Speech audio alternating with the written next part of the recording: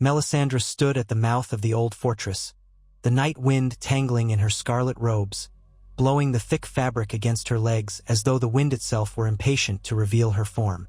The heavy smoke from the pyres drifted toward her, stinging her eyes, yet she did not blink. Not once.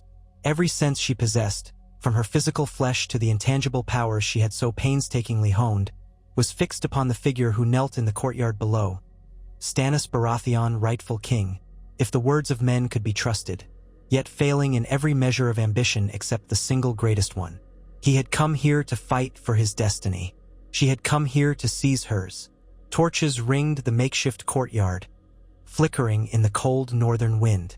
The bright flames cast dancing shadows across the ground. Stannis's armor had been stripped from him, the plate and leather tossed aside in a heap, leaving him in no more than a coarse woolen tunic. The once proud man, who had marched on Winterfell with grim determination, who had burned his own daughter for the sake of a prophecy, now knelt with hands bound behind his back, face grim yet inexplicably calm. He knew what was coming, though not perhaps its deeper meaning.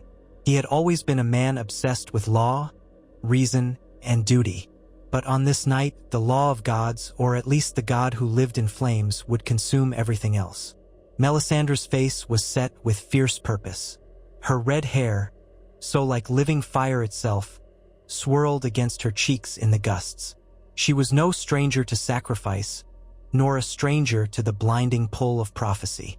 She had woven the fate of kings, twisted the destinies of the unborn, and conjured illusions of flickering visions in the flames for years. But everything had led her here. Her visions had shown her the form of a champion, the sword of living fire, the march to an endless battle in the bitter cold of the long night. Initially, she had believed with all her heart that Stannis was the man. Time and again, she had overlooked his weaknesses, prayed that his unyielding sense of righteousness could be shaped into the unstoppable force that would save them all. The illusions had felt so strong, the glimpses in the flames so convincing. But doubt was a relentless serpent. She had seen the unraveling in Stannis's eyes, the heavy defeat as the snows refused to melt, as half his forces deserted or froze, as the enemy's cunning chipped away at his last hope. The final straw had been Shireen. A monstrous act, yes, but one that should have turned the tide if indeed Stannis were the chosen vessel. Yet winter was as remorseless as ever, and the war was lost before it even began. Yet from those doubts rose a new certainty in Melisandre. She herself was the key. The truth of Azor Ahai's rebirth was not tied to a man, necessarily, but rather to the champion of R'hlloreth's light. Had she not called forth shadows from her own flesh to slay enemies? Had she not stared into the blaze of visions, day after day, night after night, searching for that single truth? Her own illusions had always been shaped by a deep faith, by unshakable devotion. And now she knew, somewhere in the depths of her being, that the champion might stand not as a man, but as a woman. Her illusions had lied to her about the identity of the champion, but never about the champion's reality. She began to suspect that she was more than an interpreter of prophecy. She was the prophecy itself. It was an audacious thought, as dangerous as it was thrilling. She had been telling men for years that Azor Ahai would be reborn to lead the living against the cold darkness, to stand in the gap as the others emerged from beyond the wall.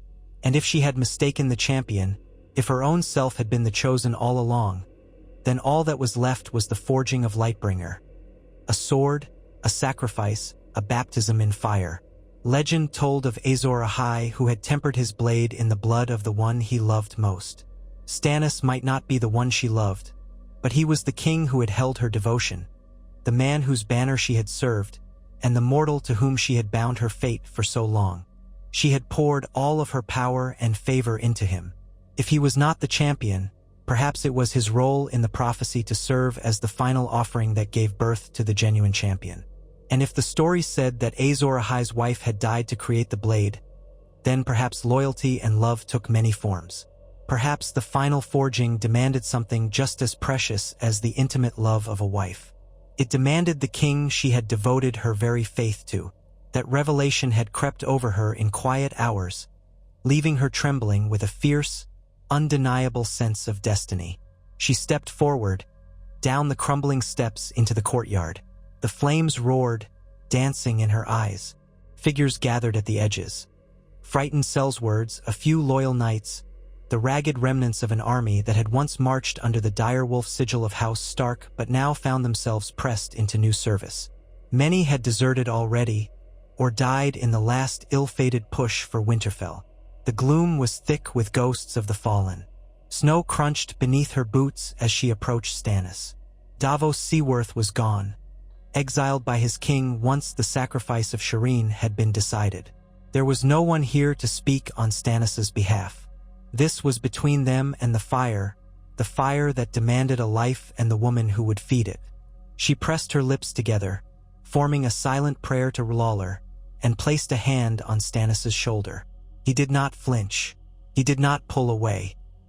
His dark eyes lifted to hers, heavy with resignation but also with a sense of grim acceptance. Over the course of their strange alliance, they had come to an unspoken understanding. She was his Red Woman, the only one who had truly believed in his ascension to a divine purpose. He had always mistrusted magic on some level, but it had seduced him with promises of victory. Now it seemed, in a twist of cosmic irony, that the same magic would claim his life. He parted his lips as though to speak, but no words emerged. They stared at each other for a breathless moment as the storm raged in the distance. Then Melisandre spoke. Her voice was low but carried across the courtyard, shaped by the wind and the hush of those gathered. You have done all that duty demanded. You have walked through the fire, sacrificed your blood, your child, your men, and the snow still stands. Winter has not melted. R'hllor has not anointed you with the power to sweep aside the cold. The prophecy has spoken in tongues. The flames do not lie, only we, who interpret them, are flawed. But the Lord of Light is merciful in his own way. He has shown me a truth deeper than I've ever known. Azor Ahai will be reborn, but not in the shape you and I presumed. Tonight, your life will not be ended in vain. Tonight, you fulfill your purpose, Stannis Baratheon. She let the words settle, let them echo against the walls. Every face in the courtyard wore an expression of mingled horror and awe. This was a spectacle unlike the sacrifice of Shireen, or the many burnings of the false faithful. Stannis was a king, or near enough to call himself so in his ambition, and had carried the rightful Baratheon claim to the Iron Throne. To see him kneeling like a prisoner was shocking, but even more shocking was Melisandre's voice, unwavering and tinged with the passion of revelation. No one dared speak. Stannis exhaled. His broad shoulders rose and fell. He looked away for a moment, as though searching the darkness for something he might cling to, some last, small reason to believe he could escape this fate. But there was nothing. His wife was gone, lost to despair and suicide after Shireen's burning. His daughter was ash. His army was in tatters. His dream of seizing the north from the Boltons had turned to a nightmare. Perhaps in that moment, Stannis saw a strange solace in giving himself up to the flames. No war to fight, no claim to press. Only the final mercy of darkness or the promise of some afterlife Melisandre once spoke of. If he believed in her God, then perhaps he was about to meet it. The distant howling of wind battered the courtyard. Melisandre took a breath and gestured for the men to step forward. Two among them, loyal to her more than to the banner, obeyed without hesitation. They seized Stannis by the arms, lifting him to his feet. The hush stretched, taut as a drawn bow. Melisandre reached into the folds of her robe and withdrew a small red vial. She held it delicately between her thumb and forefinger, letting the torchlight illuminate the shimmering liquid within. It was something she had prepared carefully. A potion of sorts, distilled from essences that woke the senses, heightened the spiritual tether, bridging the gap between the mortal coil and the realm of the Red God. If the forging of Lightbringer demanded the power of a life dear to the champion, then it would be best if the crossing was done in the fullest presence of the one to be sacrificed. Stannis did not recoil when she brought the vial to his lips. For a moment, he seemed almost defiant, as if he would refuse to drink, though it might cost him a painful death. But something in Melisandre's eyes seemed to command him. Perhaps he saw in her gaze what she had come to believe. That she was chosen, that this was meant to be, that his final act would matter more than any fruitless battle. With a tremor in his throat, Stannis parted his lips. Melisandre poured the shimmering liquid into his mouth. He swallowed. He shivered once. Nothing more. His face grew taut, his eyes dilated. Melisandre murmured a prayer, words of Valyrian that tumbled from her lips in an incantation older than Westeros itself. The watchers stirred uneasily. The wind hissed over the top of the walls, swirling the flames of the torches. One man coughed, another spat. Most stood in a dread hush. Then Stannis' knees buckled again, and the two men supporting him struggled to hold him upright. His brow beaded with sweat, but the air was frigid.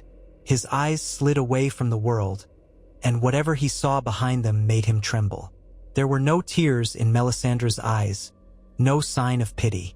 She stepped up, placed a warm palm against his clammy cheek, and spoke quietly. "The Lord of Light welcomes you. In your final breath, let the flames embrace your soul. Your sacrifice will forge the sword of heroes. From the darkness, we shall bring the dawn." Then she turned to the watchers. "Bind him to the post." A battered wooden stake stood near the largest pyre, the same place where traitors had been burned in the past. The men dragged Stannis forward, his steps faltering. The rough wood pressed against his back, and they lashed him there, arms pinned against the stake. He seemed to find a hint of composure. Whether the potion carried him to some other plane of understanding or numbed his fear, no one could say. His lips parted, but no sound came. If it was a plea, if it was a curse, only the wind heard it. Melisandre reached out both hands. The pyre had been stacked high with dry timber and bits of cloth soaked in oil. The smell was acrid, pungent. She murmured another prayer, her voice rising. The words carried a hypnotic rhythm. The onlookers could not understand them, but they felt the power behind them. Their hearts thudded in their chests. The illusions danced in the corner of their eyes, as though shapes flickered just beyond the torchlight, shadows given life by the Red Woman's will. The flames from the torches licked eagerly toward the pyre as the men pressed them closer. The oil caught with a violent roar. Fire leapt up, devouring the wood. Smoke billowed. Heat rolled across the courtyard, forcing the watchers back. Stannis was bound in the center, so close the lapping tongues of flame seemed to caress his boots, then his knees. He shut his eyes. His chest rose and fell in ragged gasps. First there was no sound. Then the flames rushed higher, climbing his tunic. A strangled cry tore from his throat. Still, Melisandre chanted, arms lifted, hair swirling like living flame around her face. She channeled all her faith into that moment, calling upon R'hllor to receive this soul, to bestow the blessing that would mark her as the true champion. The watchers huddled away from the intense, scorching heat. Stannis' cries grew louder, but not for long. The smoke obscured him, the swirl of black and red flicker. Somewhere in the conflagration, a figure twisted in agony. The sound tore through the courtyard, bouncing off the stone. Men turned away, some swallowed bile. Melisandre's voice rose in triumph, her eyes gleaming with tears of ecstasy. This was the forging. This was what the prophecy required, the death of what was most dear. In her twisted devotion, she believed Stannis was that figure. She had poured her soul into him, believed in him, pinned her every hope to his cause. Now that cause died in the flames, and from those ashes, she believed she would rise anew. When Stannis' screams finally ceased, the courtyard was a land of cinders and crackling embers. The wooden post glowed with a fiery intensity. Melisandre's chant lowered to a murmur. She could not tear her eyes away from the heart of the fire. She waited for a sign, a swirl of heat, a shape that might take form. The watchers began to shift uneasily, none daring to speak. The wind whipped sparks into the sky, where they mingled with the cold stars.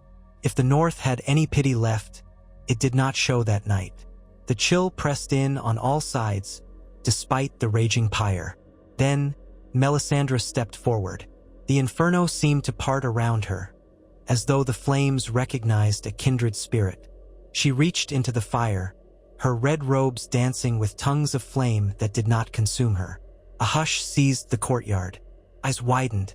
Some men whispered prayers of their own, to their old gods or the Seven, or any power that might shield them from whatever unholy sight they were witnessing. Melisandre pressed her hands into the blazing pyre. Stannis's remains were lost in the flickering swirl, but she seemed to search for something amidst the embers. Her voice quivered with the strain of containing the flames. She felt the fire's bite on her flesh, but her faith burned hotter. Then her fingers closed around the hilt of a sword half buried in the coals. It was the same sword Stannis had once drawn, claiming it was Lightbringer. But it had been an empty herald, a false display. Now the metal glowed white-hot, a swirl of red sparks dancing from it as she drew it forth. She held the blade high. A hush fell, a wave of awe and fear passing through the watchers. In her grasp, the sword seemed alive with fire. The steel had become something else, imbued with a molten radiance that danced along its length, as though an inner flame had replaced its cold forging. She held it aloft, and for a moment, no one dared breathe. Her lips curved into a fierce smile of triumph, tears sliding down her cheeks, though they evaporated almost at once in the heat. She whispered a single word, "Lightbringer." The watchers stared in numb disbelief. The sword was real, though even the greatest blacksmith would have balked at how it had survived unscathed in such an inferno. To them, it was magic incarnate. To Melisandre, it was proof that her faith was vindicated. She stood in the heart of the roaring flames, her eyes gleaming with both madness and conviction, the blazing sword clutched in her hands. And in that moment, she knew beyond a doubt that she was Azor Ahai reborn. The pyre crackled, and she stepped from the inferno, her robe trailing sparks. Her face was illuminated by the sword's glow, which refused to dim. A hush lay over all. No one questioned her claim. None dared. The swirl of smoke and heat had transformed her from the Red Woman into something more holy or monstrous, or both. To those watchers, she was the living flame, and behind her the remains of Stannis Baratheon continued to burn, a final testament to the raw power of prophecy. When she finally moved, it was to raise the sword and press it to her breast in a reverent gesture. Her voice carried quietly through the courtyard, yet somehow everyone heard her. "The Lord of Light has granted me his gift. I am Azor Ahai reborn, the warrior of fire, the one who shall banish the darkness. With this blade, I shall lead us through the long night. Praise R'hllor, for he has shown us the true path." In the flickering gloom, a few men sank to their knees, fear and awe etched upon their faces. Others stood rigid, uncertain whether to join in worship or flee into the dark. Melisandre's heart pounded with wild exhilaration. She felt the warmth of the blade pulsing through her arms. She had never believed so fiercely in anything as she did now. The final forging had taken place, sealed by the greatest sacrifice. Stannis's final act was to give her the power to fight the cold. She inhaled the scorched air, gazing into the swirling sparks around her, and silently vowed that she would not fail. At length she turned. She spoke no more words, only gestured with the sword. The watchers parted before her. One by one, they followed, enthralled, as she made her way back up the steps and into the old fortress. The night would stretch on, but Melisandre felt no weariness. She felt the fire coursing in her veins, guiding her feet along a path she had never fully seen before. The courtyard behind her stood in ruin, a towering pyre that had devoured a king. Ahead lay the uncertain road of destiny, and she, Azor Ahai reborn, would walk it alone if she had to, forging an army from the ashes of broken hopes. The north lay before her, locked in a deadly winter, but she burned with a power that no snows could quench. So the first step of her new reign began in that courtyard of flame and cinders. The air was thick with the smell of burnt flesh, the acrid tang of vengeance and prophecy intertwined. And in the silence, the watchers, like moths drawn to a terrible flame, followed the Red Woman, whose sword still glowed with the promise of a dawn that was hers to command. From that night forth, the name Stannis Baratheon would fade into rumor and half-forgotten tales. His claim to the Iron Throne would be overshadowed by the legend that Melisandre would forge in the days to come. For good or for ill, she had become the champion, and all would soon see what a driven priestess of the Red God, armed with a blade of living flame, could do. Once they were within the keep, the gale outside muffled by thick stone walls, Melisandre allowed the men to see her calm facade crack for just a moment. Leaning heavily against the cold stone, she sucked in a trembling breath. The power coursing through her left her exhilarated but also tinged with a kind of raw, open vulnerability. The forging was complete, but the weight of the prophecy pressed upon her. She gripped Lightbringer tightly, her knuckles white.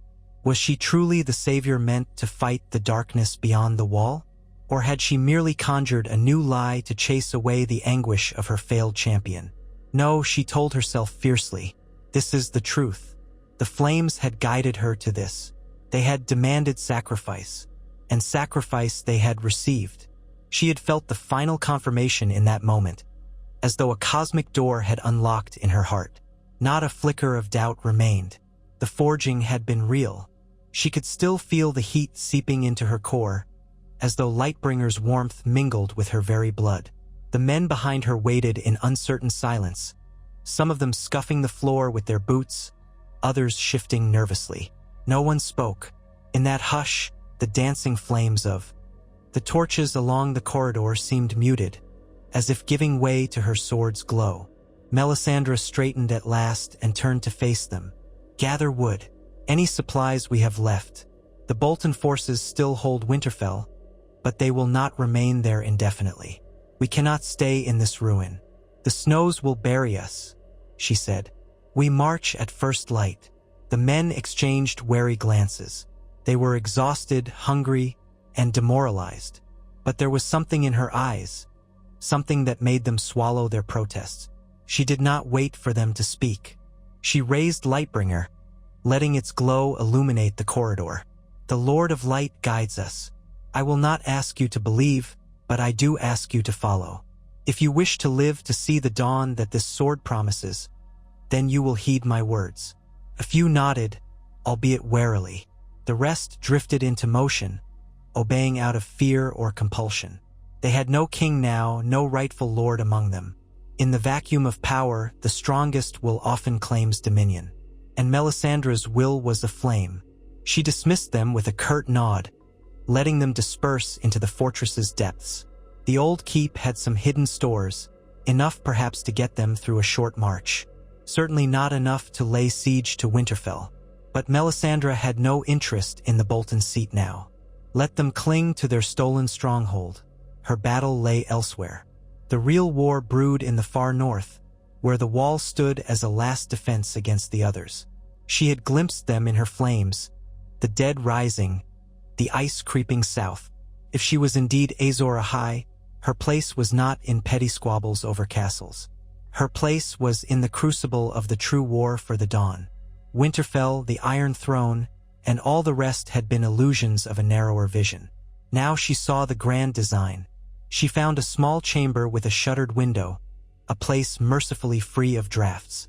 Sliding inside, she set Lightbringer across a wooden table, gently running her fingers along the hilt. The sword pulsed with a faint orange glow, like banked coals. The metal was smooth, yet it seemed to ripple at her touch. She sank onto a stool, taking a moment to rest. She let her eyes drift closed. In her mind, she recalled all the spells, the incantations, the hours she had spent studying Lawloress mysteries. She let the memory of the pyre wash over her, how she had seen Stannis consumed, how her heart had pounded as she reached into the flames without fear. She heard the echo of his final cry. The smell of burning flesh seemed etched into her senses. She breathed deeply, letting it anchor her conviction. Time slipped by in that silent chamber. Outside, men scurried about, mustering supplies, feeding the horses that remained, salvaging whatever they could from the ruin of their camp. The fortress groaned in the wind. Melisandre heard boots clattering in the corridor, anxious voices whispering. She remained still, as if in a trance, communing with the blade. Then, after what felt like an hour, a voice broke through the hush. "My lady!" A soldier stood at the threshold, uncertain. He was a gaunt man, his cloak singed at the edges from the night's events. He shifted his weight. "We've gathered what we can. There's not much. Do we truly march at dawn?" Melisandre's eyes opened. She glanced to Lightbringer, letting the blade's glow reflect in her pupils. "We do," she said. "We march north." "North, my lady?" he echoed, confusion etched on his face. "The wall is far, and the snows are deep. We barely have enough to keep ourselves alive for a fortnight. We've fewer than 100 men, half of them wounded or sick." She rose, slow and deliberate. Even though she was lean of frame, there was an almost regal bearing to her stance that made the soldier involuntarily drop his gaze. "A fortnight is enough," she said. "If the Lord of Light wills it, we shall reach Castle Black. And if we perish on the way, then so be it. I have walked through deserts, I have crossed frozen wastes. Lawler has never forsaken me, nor will he forsake you if you remain at my side." Her tone was unyielding, resolute, and the soldier had no will to argue. He bowed his head slightly, murmured something about preparing the horses. Then he was gone. Melisandre gazed at the door, her mind already racing. She envisioned the path north, the storms they would face, the resistance from any roaming parties. She recalled the tension between Stannis and the Night's Watch, how some at Castle Black had resented the presence of a would-be king. Jon Snow, if he still commanded the Watch, might be an ally or an obstacle. But Melisandre was no longer the shadow behind a king's throne. She was a prophet unbound, the champion of the Red God. She would make them understand. The threat was real, and if they would not heed her words, she would forge her own path. Yes, Jon Snow. He had intrigued her with his brooding presence and honorable mien. There had been a flicker of something in him she could not wholly decipher, some promise in his blood. But she had tied herself to Stannis at the time, believing him the chosen. Now everything was cast in a new light. She would not make the same mistake. If Jon Snow possessed some part to play, she would discover it on her own terms. She lifted Lightbringer from the table and stared at its faint glow. She wondered if it would flare to bright life again, or if it would remain banked embers until the moment of true need. The old legend said Azor Ahai's blade burned with the heat of the sun, that no darkness could stand before it. She would test that soon enough. For now, she slid the sword into a crude scabbard. Though the fit was poor, the scabbard had not been forged for a sword of living flame. The blade sizzled against the leather. She would need to find something more suitable in time. For now, it would have to do. At dawn, as promised, she led them out of the fortress. The sky was a leaden gray, a smothered sun creeping over the horizon. Snow fell in swirling gusts, biting their faces. The men, about 75 in total, straggled behind her on half-frozen horses and battered feet. Some pulled sledges loaded with the last of their provisions. They were a sorry sight, an army in name only, reduced to little more than a desperate band. But Melisandre did not look back. She fixed her eyes on the distant horizon. She felt the pull of her destiny, guiding her steps. To the south, a few riders parted ways, intending to seek better fortune away from the madness of a red priestess claiming to be the champion. She let them go without protest. Lawler would judge them in time. Those who remained followed out of a mixture of reverence, fear, and perhaps the faint hope that if she was indeed Azor Ahai, they might share in the glory and survival her blade could provide. The days that followed tested them all. A bitter cold gripped the north.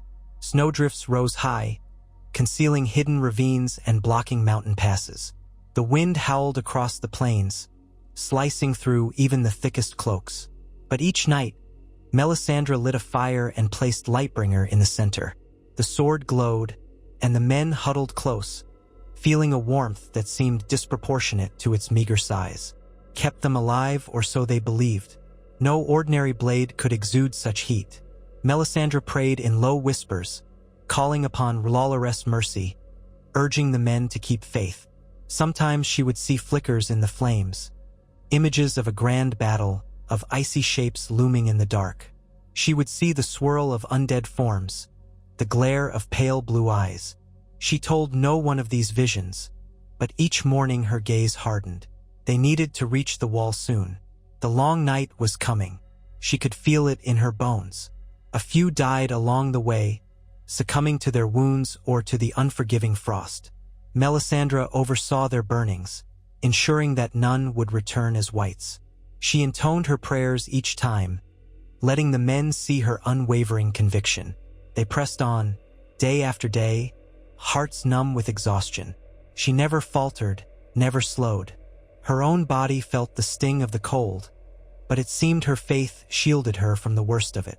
Or perhaps it was Lightbringer's subtle warmth. She held it close when she could, drawing from it as if it were a hearth in the wilderness. Each night, before she slept, she whispered to it as though the sword possessed a silent consciousness, the living fire of R'hllor. In her dreams, she soared over a sea of ice, sword blazing in her hand, chasing away a creeping darkness that spread like ink over the land. At last, after nearly 2 grueling weeks, the dark shape of the wall rose before them, an impossible barrier of ice and stone towering into the wintry sky. Even after all she had seen, it still struck her with awe. The men gave ragged cheers. Some wept openly. The shadow of Castle Black lurked below, torches flickering along the ramparts.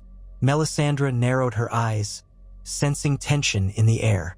The memory of Stannis' time here was fresh. She wondered what welcome they would receive. They approached slowly, each horse's breath steaming in the frigid air. As they neared, the great gates opened, revealing a knot of black-clad brothers waiting. Crossbows and spears bristled behind makeshift barricades. At their head stood Jon Snow, dark hair dusted with snow, face carved from stone. He raised a hand, signaling his men to hold. Then he stepped forward to greet the battered column. Melisandre did not dismount. She raised her chin, letting the wind tear at her scarlet robes. Lightbringer hissed at her side, still sheathed. Jon Snow eyed her warily, his breath clouding in the cold. He took in the sight of the ragged men behind her, the battered horses, the exhaustion etched in every face. At last he spoke. "Melisandre," he said, "we heard rumors that Stannis was defeated, that his army scattered or was destroyed. Where is he?" A hush fell. The only sound was the low moan of wind against the high ice. Melisandre locked eyes with him, letting him see the new fire in her gaze. "He has fallen," she said simply, "given himself to the flames. His war was not the true war." Jon Snow's face tightened. "And what war is that?" "The war for the dawn," she replied. "The White Walkers gather beyond the wall. The dead stir. We must be ready. And I have come to lead the living, for I am Azor Ahai reborn." Jon Snow's expression shifted, disbelief flickering in his gray eyes. He glanced at the men behind her. Some refused to meet his gaze, as if too haunted by what they had witnessed. Others stared at her with rapt devotion. Jon turned back to Melisandre, brow furrowed. "You once claimed Stannis was the chosen one," he said quietly. "Now you claim it for yourself?" She did not flinch. "The flames speak in riddles. I misread their meaning before. Now I see clearly. Stannis was a stepping stone, a necessary sacrifice. Lightbringer is mine to wield." She placed her hand on the hilt, letting him hear the subtle sizzle as the hot metal brushed against the cold air. "See for yourself." She drew the sword. In the half-light of dusk, the blade shimmered with a glow that seemed to come from its very core. The men of the Night's Watch behind Jon stepped back, startled, gripping their weapons tighter. Jon stared. He had seen trickery before, illusions cast by Melisandre. But something about this felt more real, the heat rolling off the blade tangible. He swallowed. "This is no parlor trick," Melisandre said, her voice softer now. "I ask for no crown, no throne. Only your cooperation, Jon Snow. The dead will not wait for us to settle our squabbles. If we do not stand together, we will all fall in darkness." The Lord of Light has chosen me as his champion. Your men, your vows, they are needed in the battles to come. Let us join forces." Jon inhaled slowly. He glanced over his shoulder at the worried faces of his brothers, men who had already sacrificed so much to hold the wall. He exhaled a cloud of frost. "I don't know what to make of your claims," he admitted, "but I've seen enough to know the threat is real. The dead gather. We've faced them. We've lost brothers to them. If you and your men mean to fight that threat, I won't turn you away. But as for your talk of prophecies, keep it to yourself." Melisandre bowed her head slightly, though her eyes still gleamed with certainty.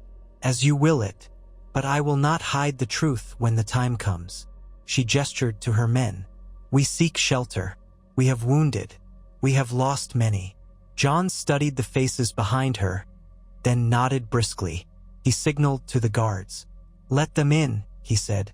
"We'll do what we can. Don't expect warmth and comfort. Castle Black has little enough for its own, and winter is not kind. But we will not leave you out in the cold." A creak of chains heralded the gates swinging wider. Melisandre sheathed Lightbringer. She urged her horse forward, passing by Jon Snow, who eyed her warily as though uncertain if she was an ally or a threat. She offered him a small, knowing smile. "Thank you, Lord Commander," she said. "You have made the right choice." He said nothing, only turned to watch as her ragged column filed into Castle Black. The watchers on the ramparts above murmured in disbelief at the woman with the flaming sword. Some bowed their heads in prayer to their gods, unsettled by what they witnessed. Others sneered, but Melisandre kept her eyes ahead, heart pounding with renewed purpose. She had reached the wall. Now the next phase of her destiny would unfold. Within the grim halls of Castle Black, the men of the Night's Watch provided what meager rations they could. They found space in the stables and common areas for Melisandre's men to rest. Fires were lit in the hearths, though the biting chill seeped through every crack. Melisandre was taken to the Lord Commander's solar, the same room Stannis had used as a meeting chamber. The memory did not shake her. She stood calmly, gazing at the large table, the unadorned walls, the flickering torches. Jon Snow joined her, closing the door against the swirl of voices outside. For a moment, they regarded each other in silence. "You said you sacrificed Stannis?" Jon said quietly, a hardness creeping into his tone. "What exactly do you mean by that?" Melisandre met his gaze unflinchingly. "The forging of Lightbringer requires the greatest sacrifice. Azor Ahai's legend tells of him tempering the blade in the blood of his beloved. I believed Stannis was Azor Ahai. I was wrong, but he was still necessary to the prophecy. His life, his claim, his very blood, all went to fuel the creation of the true blade." She paused, letting that sink in. "I burned him on a pyre, offered him to Lawler, and the sword was reborn in my hands." Jon looked as though he might be sick. He closed his eyes briefly. "You burned him, as you burned others." He did not speak Shireen's name, but Melisandre knew the ghost of that horror lingered. "That was Stannis' choice," she said softly. "He commanded it. He believed it would awaken the power to defeat his enemies. But it was all misguided because he was never the chosen one. Now I am free of that mistake, and I will not repeat his cruelty. The forging demanded only his life. He gave it willingly or not. The Lord of Light has accepted it." Jon's fists tightened. The man had flaws, but I respected his dedication. He saved the Night's Watch at the wall, fought the wildlings so we wouldn't have to, and you ended him as if he were just another sacrifice. She lifted her chin. "I do not expect you to understand, but the war that is coming is larger than one man. His time had passed. The realm must unite under the banner of life. If my destiny is to be Azor Ahai reborn, I will not shrink from the burden. I do what must be done." An uneasy silence stretched between them.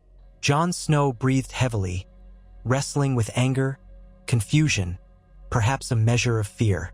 Melisandre studied him quietly. She sensed something stirring beneath the surface, as though an echo of magic thrummed in his veins. It was faint, overshadowed by her own fiery aura, but it was there. She had felt it before, glimpsed it in the flames. She wondered if the revelations yet to come would involve him more intimately than he realized. At length, Jon spoke again, his voice low. "You say you want to help us fight the dead. So be it.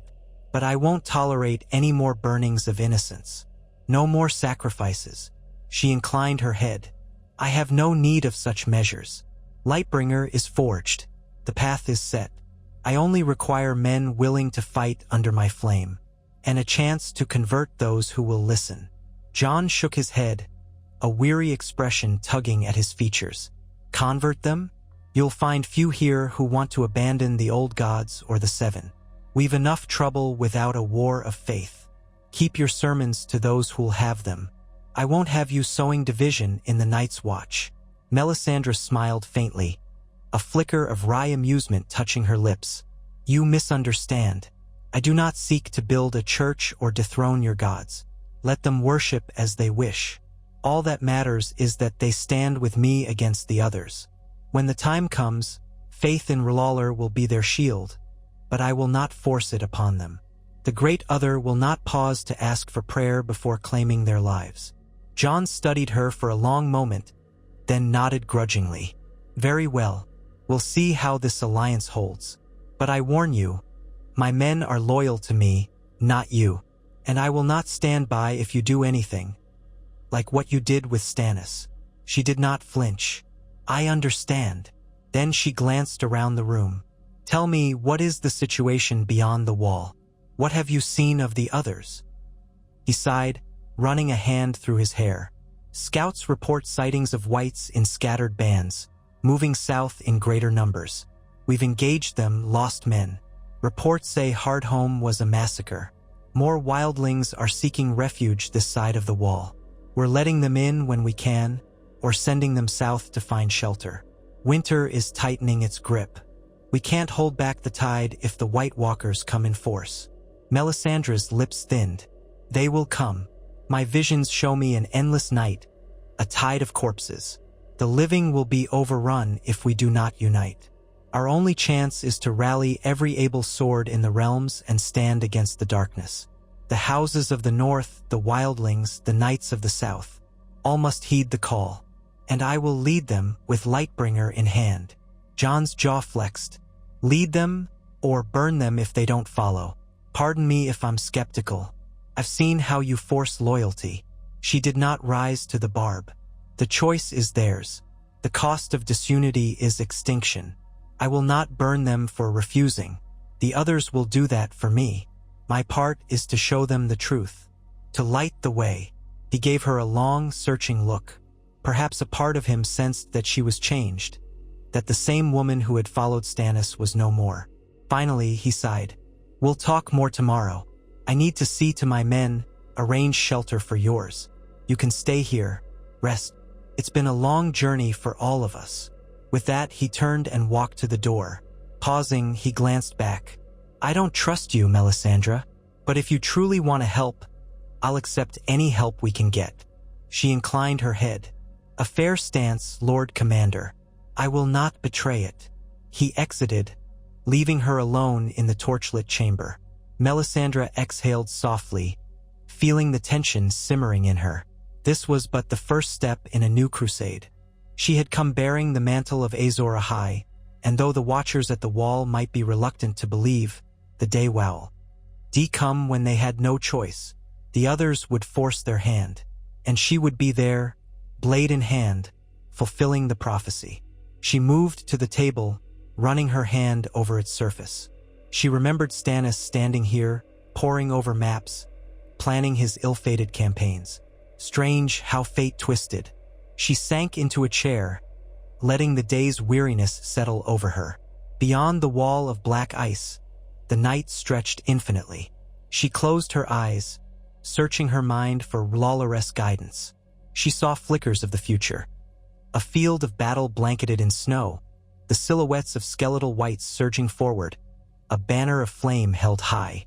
She saw steel clashing, saw the swirl of shadows, heard the shriek of ice shattering beneath a sword of fire. And in the midst of it all, She saw herself, calm, resolute, every inch the champion of light. Her eyes opened.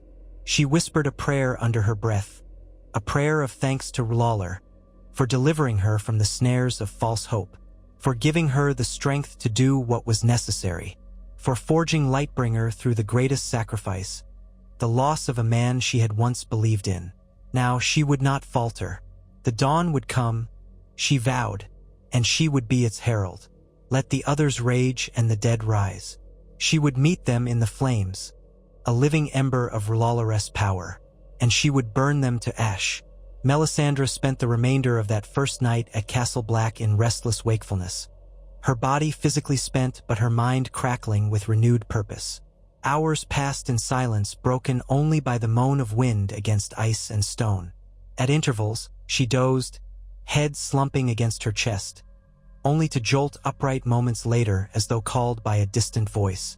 Each time she stirred, she turned to Lightbringer, still lying unsheathed on the table by her bed. Its glow had dulled to a faint ember, but when she pressed her palm against the steel, she felt the living warmth pulse in response. It was enough to set her heart quickening again. By the time the blackness of night yielded to a murky dawn, she rose and went to the narrow window. The chill radiating from the wall seeped through every stone in this fortress, but it was a cold she had begun to find oddly invigorating. She was the flame in the midst of the ice, and there was a unique power in that. Gazing outside, she saw the gray swirl of fresh snow drift across the yard, where her men were tucked in makeshift quarters. Overhead, black crows cawed, circling the ramparts. She closed her eyes and whispered a prayer in the old tongue of Ahai, giving thanks to Lawler for this day. If she was to lead the living against the darkness, she would need all the strength the Lord of Light could grant her. She dressed in a fresh robe of deep crimson, one of the few garments that had survived the hard march north. Her old garb reeked of smoke and burnt flesh, a stench that clung to her with a tenacity no washing could wholly remove. That reminder would always be there, the forging of the sword, the end of Stannis Baratheon, the choice she had made in the name of prophecy. Yet she refused to wallow in regret. Sacrifice was the fuel of victory. It was written in every scripture she had ever studied. She found Jon Snow awaiting her outside the Solar. He wore his thickest black cloak, lined with battered fur. Though she had only spoken to him briefly the night before, she sensed he had not slept well either. Lines of fatigue cut across his brow. The steely gloom of the sky caught the stray flakes of snow that landed in his dark hair. He regarded her warily, as if he had not decided whether she was ally or enemy. "Your men are settled?"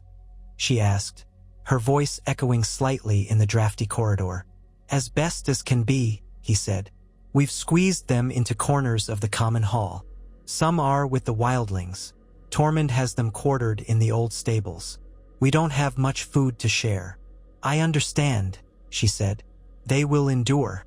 The Lord of Light tests all of us with hardship." Jon's frown deepened, an expression of doubt as familiar to him as breathing. "Come," he said, gesturing for her to follow. "We should speak about what happens next." She trailed him through the corridors.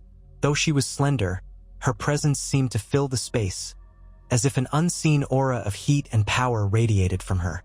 Guards and black brothers stepped aside. Some stared openly at the sword at her hip. Even sheathed, Lightbringer drew the eye like a living coal. Few here had encountered true sorcery.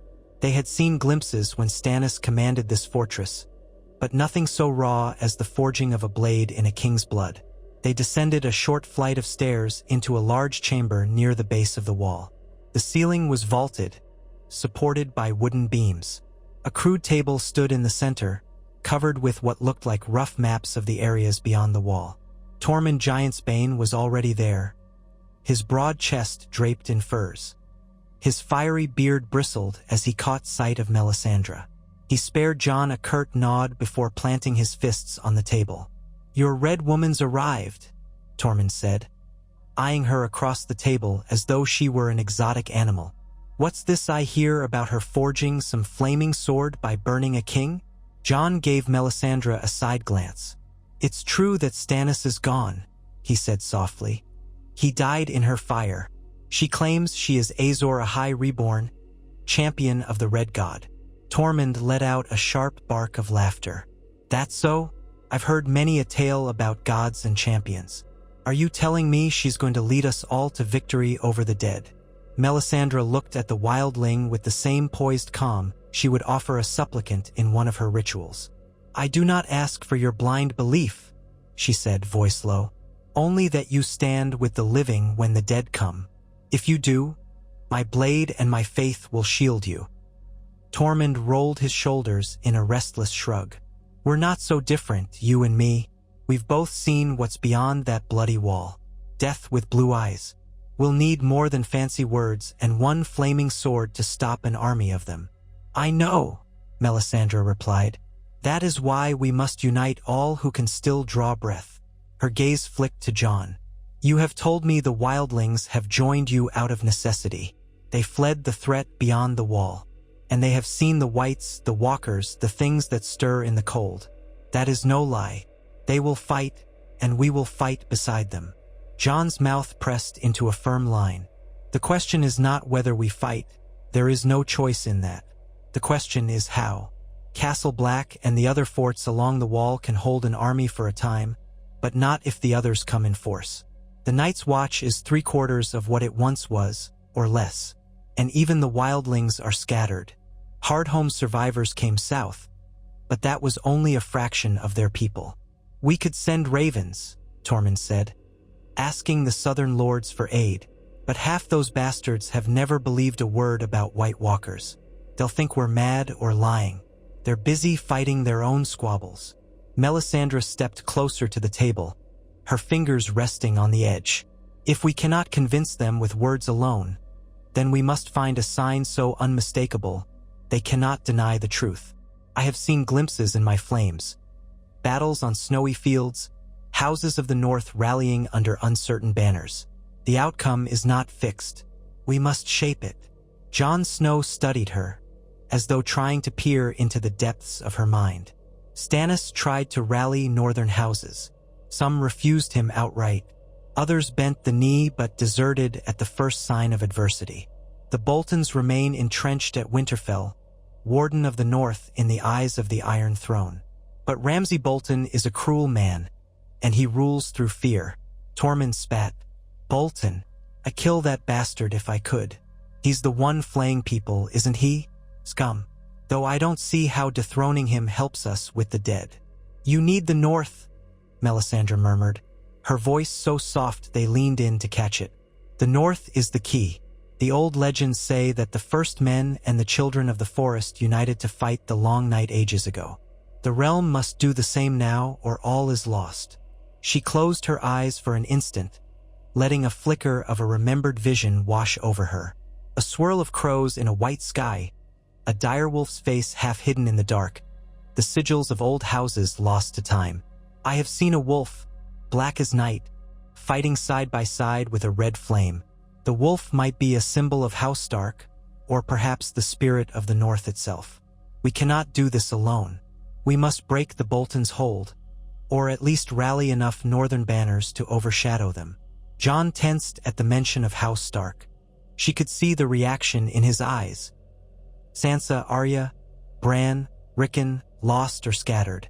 Or perhaps he wondered if that prophecy meant something else, something that touched on his own parentage, his blood. He wore the name Snow, but the blood of House Stark ran through him in part.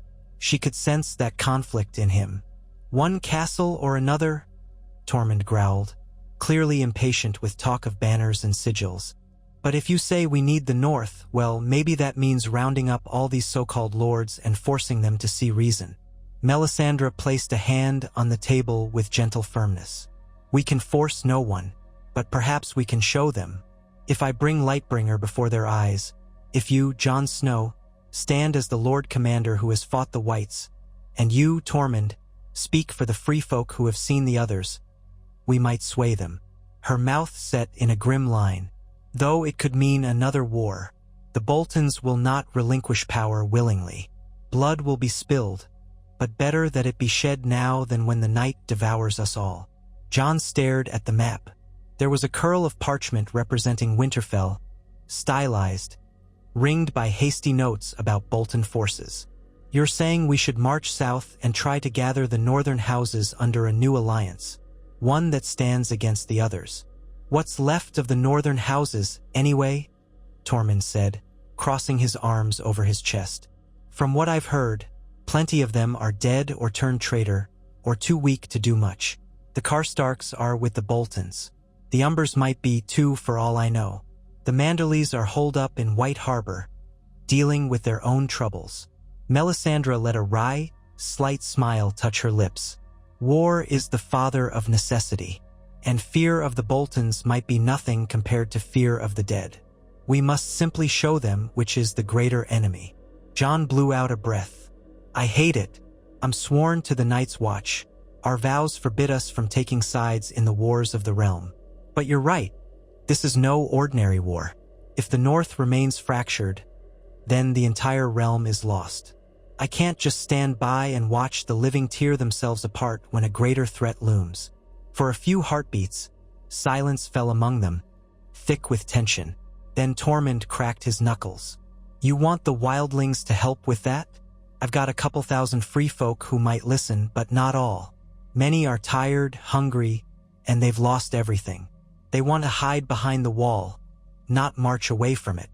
Yet, if the free folk do nothing, they'll die here when the others sweep in, Jon said. We can't hope to hold the wall if half the North refuses to believe in the threat. We need them, and to get them, we may need to show strength. A show of strength, Melisandre agreed, letting her voice rise with a fierce resolve. And I will make them see the power of Lawlor's champion. Tormund eyed her. All right, Red Woman, suppose we follow your lead. Suppose we gather men, march on Winterfell, topple the Boltons, and raise a new power in the North. You plan to set yourself up as queen? Or do we find some other figurehead to rally behind? Melisandre's chin lifted proudly. I want no crown. I care nothing for the Iron Throne. My destiny is in the far north, where the battle for the dawn will take place. I only need the North united so that I can lead them in that final stand. If you require a name for them to cheer, then let it be the name of Stark. The North remembers House Stark as true wardens. If we can find a living Stark to stand forth, the houses may rally. Jon's mouth twitched. And what if we can't find one? Sansa's whereabouts are uncertain. Arya is lost. Bran and Rickon are rumored dead. Or perhaps not. Either way, we have no guarantees. Then we make do, Melisandre said. You are a sworn brother of the Watch, so it cannot be you. We will find another figure, someone the North will heed. Or we will rely on fear of the others to unite them. One way or another, we must not let the Boltons stand. Tormund let out a rough grunt. Well, Jon Snow, it seems your vow just got a good deal more complicated. Jon gave the wildling a bitter half-smile. All our vows did. The world is not as it was. If the Night's Watch is to uphold its purpose, defending the realms of men, then maybe that means we cannot sit idle behind the wall while the realm feuds. It's a difficult choice. He turned back to Melisandre, noticing the intensity burning in her eyes. But once we do this, there's no turning back. She inclined her head. Then let us make the necessary preparations. We will not march south as beggars. We will gather what strength we can. We will leave enough to guard the wall, but the rest we take. The wildlings who will fight, your black brothers who can be spared, my followers. Together we form an army. And with Lightbringer at its head, we will break open the road to Winterfell. Jon released a slow breath. Then he nodded, as if the decision had already been made long before he gave it voice. So be it. We'll need to consult with the senior officers, muster supplies, see how many men are fit to ride. Winter is no gentle season for marching. Tormund was still frowning, but eventually gave a short nod. Fine. Though if we fail, I'll curse your red god all the way to hell. Curse him or praise him, Melisandre said. Either way, the Lord of Light remains, and we must do what needs doing. They left the chamber together, a strange alliance of Night's Watch, free folk, and the Red Woman who claimed Azor Ahai's mantle. Word spread swiftly through the halls that the Lord Commander intended something bold. Brothers gave Jon uneasy looks, while wildlings muttered about the madness of riding south to pick fights with kneeling lords. Yet there was also a current of grim excitement. Better to march with purpose than cower in dread of an enemy they could not truly envision. The Boltons were at least flesh and blood, a familiar foe. The others, for most, remained a nightmare half-glimpsed in swirling snow. Melisandre walked among them, a silent flame in her scarlet robes, sword at her hip. Sometimes she would pause, place a hand on a wounded man's brow, and speak a quiet invocation to R'hllor. More than once, she seemed to alleviate a fever or grant a sufferer a moment of relief. Rumors spread that she could heal with a touch. Some called it miracles.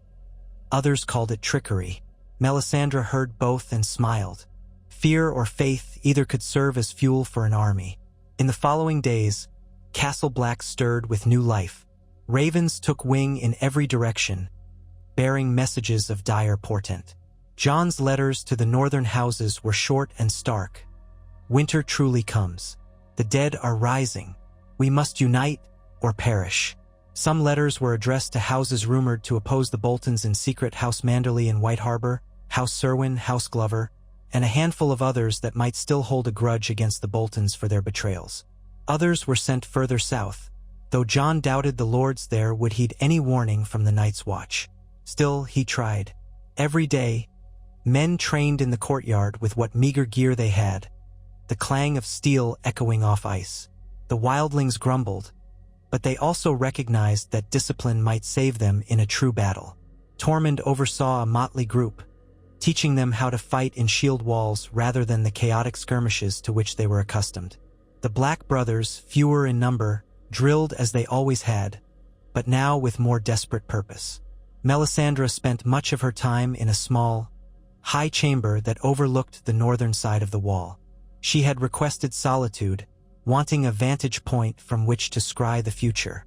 Lightbringer rested on a stone sill, catching the thin daylight in a subdued glimmer. Each dawn and dusk, she lit a brazier of coals and knelt before it, staring into the dancing flames for hours on end. She saw fleeting images, an army of shadows moving through swirling snow, the silhouette of a monstrous figure crowned in ice, a swirl of fire rising in defiance. Often, she glimpsed fleeting reflections of a face that could have been Jon Snow's or someone else's. Handsome, stern, eyes dark with secrets. The images blurred and twisted, never quite forming a single truth.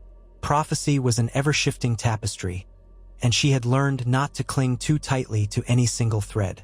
She also felt the presence of another force, a cold consciousness that lingered in the far distance, like a faint star on the edge of night. It was the great other she knew, the ancient enemy of R'hllor. The closer she drew to her destiny, the stronger its chill presence became, as though it sensed her challenge.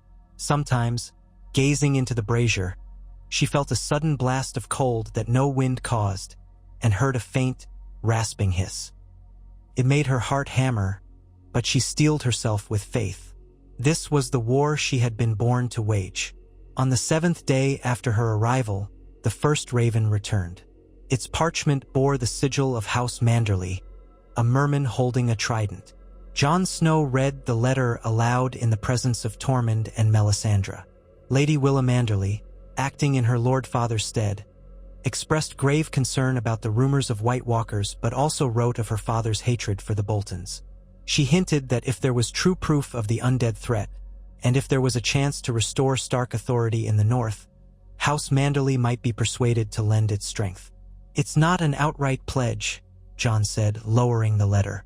"But it's something. The Manderlys have men and ships. If we can offer them certainty that the Boltons' days are numbered, and that we're not simply leading them into ruin, they might join us." Tormund grunted. "So they want proof. Do we bring them a wight in a cage? That trick rarely ends well." Melisandre stepped forward. "We bring them Lightbringer," she said.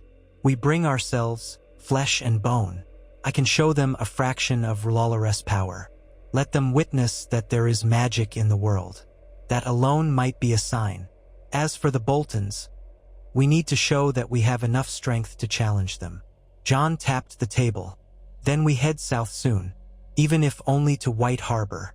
If House Manderly sees us, sees that we're not a handful of half-starved men, they might be more willing to commit. It's a risk, though. Traveling all the way to the eastern coast is no short journey. We can't march on Winterfell alone, Tormund said bluntly. We'd be slaughtered. This is our best chance. Jon nodded grimly. We leave a garrison here. Dolorous Ed will oversee Castle Black in my absence. We take perhaps half the Black brothers, the wildlings willing to join us, and Melisandre's followers. If House Manderly pledges, that might embolden other houses to do the same. And from here, we either lay siege to Winterfell or force the Boltons to meet us in the field. Melisandre's eyes glowed with a fervor that belied her calm tone. Yes, she said. All paths converge on Winterfell. The North must bend or break. Once we have them, we turn back and face the real war in the far north. But first, the Boltons must fall. Thus was the course set. Over the next days, the fortress bustled with preparations. Horses were gathered, though they had few enough. Most men would go on foot, trudging through the snowy roads. Many wildlings balked at the plan. Some wanted to remain at Castle Black, calling it madness to move deeper into a land that despised them. Jon and Tormund convinced enough to come that they could march under a single banner of sorts, though that banner was nothing more than a tattered sheet dyed black and red. Black for the watch, red for the flame they followed. Melisandre stood vigil at the main gate, silent and imposing, as the wildlings filed past. Some spat at her feet or muttered curses. Others bowed their heads, wary of her rumored powers. She met their stares with the same measured calm. On the morning they departed, a thin sun struggled through iron clouds. Wind gusted across the yard, lifting fresh snow in shimmering swirls. Jon Snow stood on the rampart, clad in his black armor and cloak, as a small group of Black brothers saluted him. Dolorous Ed, left behind to guard the wall, shook his head with a wry grimace. "Always thought you were mad, Jon," he said. "Now you're proving it beyond a doubt." Jon clasped his friend's shoulder. "Hold the wall as best you can. If I fail, none of this will matter."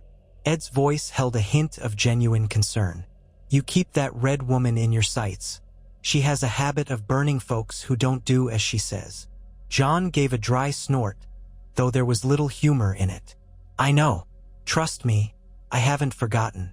They left Castle Black before midday, forging southward in a column of perhaps 1,000, half Black brothers, half wildlings, with a smaller knot of men who had followed Stannis but now pledged to Melisandre. Horses bore the few knights and a handful of supplies, but most would march on foot. Melisandre rode at the head beside Jon and Tormund, her scarlet robes vivid against the snowy gloom. She had insisted on wearing no furs beyond a thin cloak, claiming the fire of R'hllor would keep her warm. Though the wind snapped at her, she did not so much as shiver. Once again, they braved the brutal cold of the northern roads, trudging past ghostly pine forests and frozen rivers.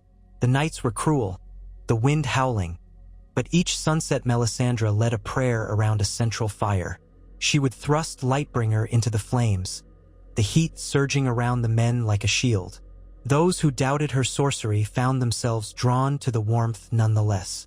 She told them of R'hllor's blessings, of how light would always triumph over darkness if they held faith. The wildlings scoffed, having their own gods, but they stood close to the flames anyway. Sometimes, in the flicker, Melisandre claimed to see fleeting images of the battles yet to come, but these visions twisted and eluded her before she could glean their precise meaning.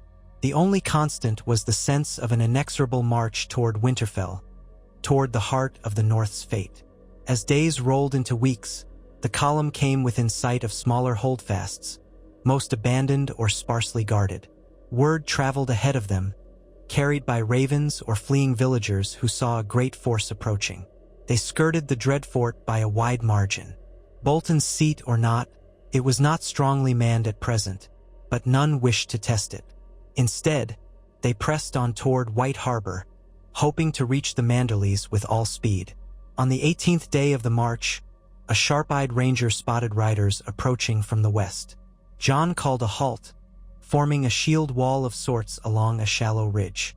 Tormund readied the wildlings, while Melisandre stood with Lightbringer unsheathed, the sword gleaming faintly even in the midday sun. The horsemen drew nearer, holding a banner of pale green. 3 mermen, the sigil of House Manderly. When they arrived, their leader lifted his visor to reveal a stout man of middling years, thick-jowled with a shrewd glint in his eye. "I am Ser Marlon Manderly," he said in a booming voice. "My Lady Willa sent me to meet you, to see what manner of army trudges toward White Harbor in the dead of winter. Are you the Lord Commander of the Night's Watch?" Jon nodded, stepping forward. "I am Jon Snow." The knight's gaze shifted to the wildlings, brows knitting. "And these? Wildlings, are they not? You bring the free folk south of the wall in a time of strife. Lady Willa will want an explanation." "They are here to fight for the realm," Jon said evenly. "They have seen the White Walkers with their own eyes. They know what we face." Marlon Manderly made a skeptical noise, but then his gaze fell upon Melisandre, who raised Lightbringer slightly. He stared at the blade, at the faint shimmer of heat rippling off the steel. You are the Red Priestess we've heard rumors of?" Melisandre inclined her head. "Melisandre of Azor, yes. We come at your lady's invitation, seeking alliance and the chance to speak truth about the threat from the far north. I bear Lightbringer, the blade of Azor Ahai reborn." Marlon's expression twitched with uncertainty, part fascination, part wariness. "Come then," he said. "Lady Willa has instructed me to escort you to White Harbor if I found your company sincere. Our roads are watched. You will be safe enough if you do not stray." Jon signaled to Tormund, and the column began to move again, flanked now by the Manderly riders. The wildlings grumbled about traveling so close to Neeler Knights, but Tormund kept them in line. Over the next few days, the land grew flatter, dotted with frozen inlets and winding rivers that snaked toward the sea. Finally, the high walls of White Harbor emerged on the horizon, a bastion of pale stone hugging the frigid mouth of the White Knife River. White Harbor was unlike the other northern keeps.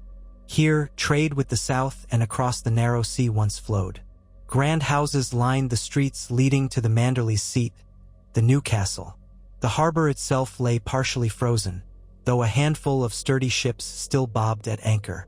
When Jon's force approached the city gates, curious onlookers gathered, some pressing close to see the spectacle of black-clad men and fur-wrapped wildlings. Most drew back in alarm when they caught sight of the flame-haired priestess astride her mount, sword gleaming at her side. Within the walls, Lady Willa Manderly herself greeted them in the great hall of the Newcastle.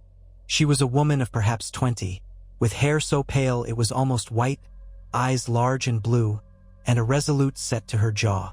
Though she was not the official head of House Manderly, her father, Lord Wyman, still lived. She clearly carried influence here. She wore a heavy gown of teal velvet lined with fur, her posture poised and unapologetically stern. "Lord Commander Snow," she said, her voice echoing in the hall. "I prayed your words were more than a hoax. You've come far in the bitter season, and I see you're not alone. My father recovers from an illness, else he would greet you himself. For now you will treat with me." Jon offered a respectful bow of his head. "Lady Willa, thank you for receiving us. We bring dire warnings, but also a proposal. Join us in a true war to defend the North from a threat unlike any before." Willa's cool gaze flicked to Melisandre, whose presence seemed to loom larger than her slight frame. "So you are the Red Woman.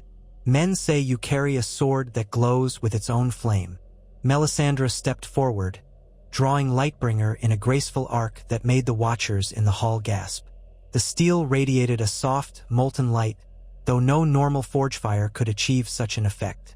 Willa's eyes widened fractionally, and her cheeks flushed with either wonder or alarm. "I am Melisandre of Azor," the priestess said, voice reverberating. "This is Lightbringer, the blade of Azor Ahai, forged in the flames of sacrifice. I serve R'hllor, the Lord of Light. He has sent me here to warn the living that the dead come to claim us all, if we do not stand united." Will you listen? Willa swallowed. Then, regaining composure, she drew herself up. My father is not ignorant of the legends. He has always feared the tales of the long night. If half of what you say is true, we must prepare. But words alone are not enough. The Boltons hold Winterfell. They style themselves Wardens of the North, and few houses dare challenge them openly. The Manderleys have chafed under their rule, but we can't stand alone. Our ships and swords are formidable, yet not enough to besiege Winterfell. Then join us, Jon said. Together, we will rally others who resent the Boltons, or who remain loyal in secret to the memory of House Stark. We intend to strike at Winterfell, remove the Boltons from power, and unify the North under a banner that will fight the real enemy, those who bring the endless night. Willa considered him. You are Lord Commander of the Night's Watch. Your vows forbid you from meddling in the politics of the realm. Are you prepared to break them? Jon's jaw tightened.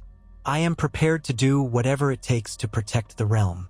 If we remain idle, we'll be no better than oathbreakers anyway, for we'll have failed to guard the living from the greatest threat imaginable.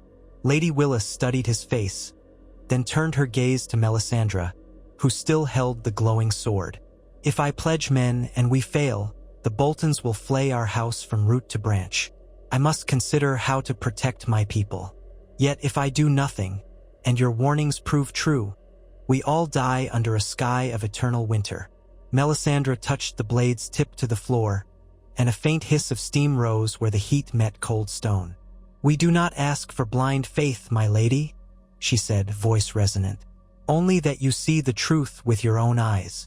If you doubt the dead are rising, send scouts beyond the wall, or speak to the free folk who fled their villages, who lost kin to the whites.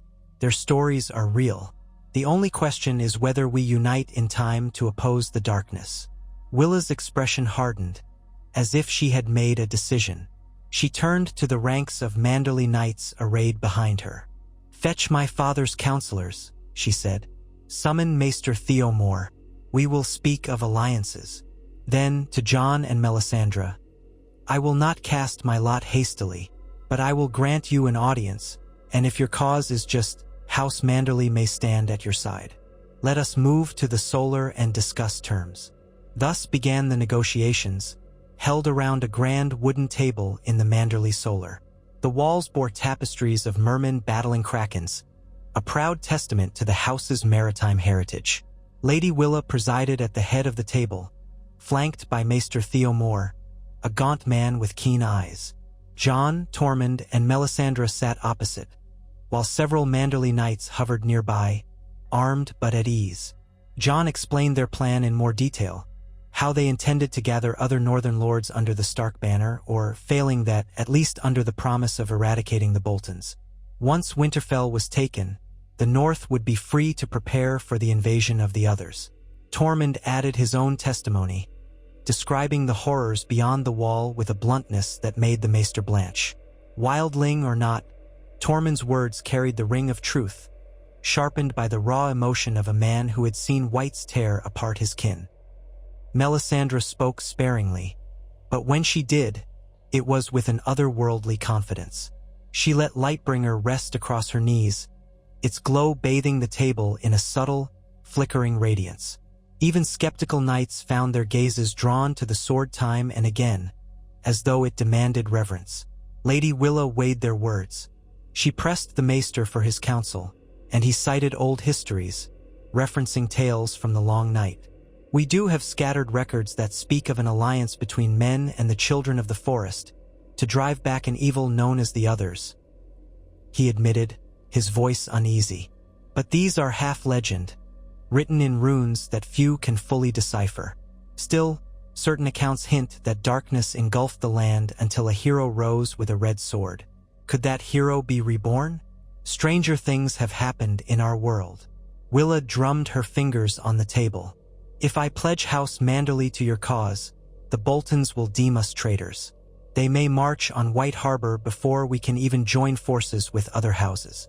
I have loyal men here, but not enough to weather a siege indefinitely. Perhaps if we sail north with our ships, gather more men from the coast, We might strike Winterfell while the Boltons are spread thin. But it is a gamble. Jon nodded, acknowledging the risk. We know it is, but in war, every path is perilous. If we hesitate too long, the others may descend upon us before we've even settled who rules the north. Willa studied Jon for a long moment, then looked to Melisandre.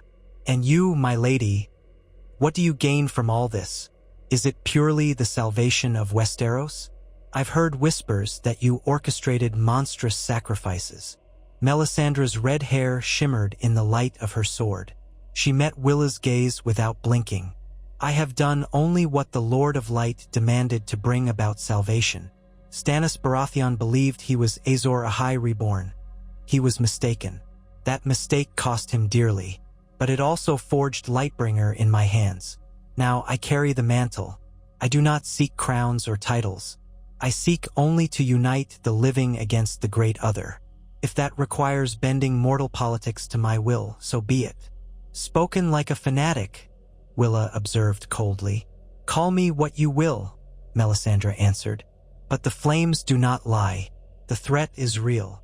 At length Willa rose. I shall speak with my father, though he is bedridden. Tomorrow at noon, I will give you an answer. In the meantime, my house offers you what comfort we can spare. Let it not be said that Manderly hospitality ever failed, even in a time of war. Pray that your cause proves just. With that, Lady Willa departed, and the meeting concluded. Jon and Tormund exchanged weary looks. They had said all they could. Now it was up to House Manderly's sense of duty, or fear, or ambition. Melisandre only exhaled softly, as if she had glimpsed a flicker of the future in the flames earlier and did not doubt the outcome.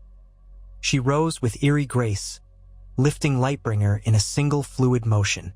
They were given guest quarters in a wing of the castle. White Harbor was large by northern standards, but resources were stretched thin. War had disrupted trade, and winter choked the seas. Nevertheless, the Manderlys provided a decent meal of fish stew, black bread, and weak ale.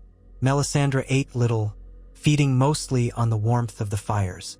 She withdrew early to a small chamber with a fireplace. Snow battered the shutters outside. She sat before the fire, chanting prayers under her breath, gazing into the flames for guidance. As midnight approached, she saw a sudden swirl of images in the coals. Visions rippled before her. A sea of pale corpses marching across a white plain, the dead eyes of horses glazed in ice. At their head was a figure with a crown of frost, carrying a spear of pure black. Darkness spilled from the figure like a cloak. The image flickered, replaced by the sight of a bloody battle in front of a great castle. Its walls half-ruined, banners burning. Flames soared high, wrestling with a cold wind. Then the vision snapped to black. Melisandre gasped, sweat beading on her brow despite the chill in the air. She gripped the edge of the fireplace, heart pounding. It was more confirmation, if any was needed, that the final war loomed. And Winterfell, she had recognized the outline of that ancient stronghold in the swirl of blood and ice. She whispered a final prayer, then rose. Tomorrow would decide much. House Manderly's choice might tip the north toward unity or condemn it to further squabbling while the darkness advanced. Come morning, she was summoned to Lord Wyman's chamber. Jon and Tormund were already there, along with Lady Willa, Maester Theomore, and a clutch of knights. The room was warm, a fire blazing in a massive hearth. Lord Wyman Manderly lay propped up on an enormous bed, his frame equally enormous, though he was visibly wan and pale. When Melisandre entered, the old lord's bleary eyes sharpened. So, Lord Wyman rumbled, voice hoarse from illness. The Red Witch who burned Stannis. I've heard the stories. You'd best not be burning my kin, or you'll find the Merman's court less than hospitable. Melisandre inclined her head, unoffended by the bluntness. I have no desire to harm the Manderlys, my lord. We seek allies against a common threat. Lord Wyman coughed wetly into a kerchief, then waved a hand for Lady Willa to speak. She stepped forward. Father, I told you, the Night's Watch has come south, the free folk with them, to topple the Boltons and prepare for a war against a foe from the far north. Their plan is dangerous, but so is our current predicament. The old lord turned to Jon. You are Ned Stark's bastard. I met you briefly, boy, when you were hardly tall enough to look me in the eye. Ned always spoke well of you. That is the only reason I grant you courtesy now. Tell me plainly, is this war truly necessary? Yes, my lord, Jon said, stepping forward. Truly, the Boltons hamper the North. They weaken us all with their cruelty and fear. But even if they were saints, we would still have to prepare for the others. We need the North united, or we will stand no chance. Lord Wyman's gaze flicked to Tormund. And you, wildling, what say you? Tormund let out a low snort. We've seen the whites with our own eyes. They tore through Hardhome like a butcher on a carcass. My people fled, or they joined the army of the dead. We want no part of that. We'd sooner face the Boltons, the Lannisters, the Dragons, any of them, than wait for the White Walkers to slaughter us. It's necessary. Lord Wyman's heavy lids drooped. Then he coughed again. And you, Red Woman? Do you have any false kings you plan to seat on the Iron Throne after this? Melisandre met his stare. No, my lord. My only cause is to defeat the Great Other, the enemy of all living things. This realm's petty crowns mean nothing to me. Let the houses squabble for it in due time. Just stand together long enough to see another sunrise. A slight smile ghosted over Lord Wyman's lips. You speak with conviction. I should like to see that sword of yours. Melisandre drew Lightbringer, letting the flames in the hearth catch the blade's molten sheen. A collective intake of breath sounded around the chamber. Even Lord Wyman's eyes widened with a childlike wonder. It does glow, he rasped. And it burns? You say you forged it in Stannis' blood? It was tempered in the greatest sacrifice, Melisandre said, not shying from the truth. A sacrifice he himself chose, though he did not understand it. Now it is the living fire of R'hllor, a beacon against the cold. Lord Wyman struggled upright, leaning heavily on a cushion. I have lost 2 sons in these wars, he murmured, sorrow flickering across his face. I know something of sacrifice. Would that we could find peace. But peace is not on offer, is it? No, my lord, Jon said quietly. We have only the choice to fight. A silence settled, broken NLY by the crackle of the hearth. Then Lord Wyman nodded, slowly but firmly. Then we will fight. House Manderly will stand against the Boltons. My men will gather, my ships will be readied. If you aim to unseat those flaying curs at Winterfell, count me among your ranks. Let the North be free of them. Then, if the threat from the far north is as dire as you say, we will do our part. A stirring ripple of relief passed through Jon, Tormund, and even Melisandre, who allowed a small, victorious smile. Lady Wylla closed her eyes briefly, as though relieved that her father had found the resolve she hoped for. Maester Theomore cleared his throat.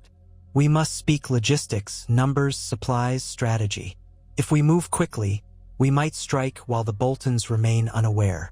Lord Wyman sank back, exhausted by the effort of speaking. Yes, Wylla and my knights will handle the details.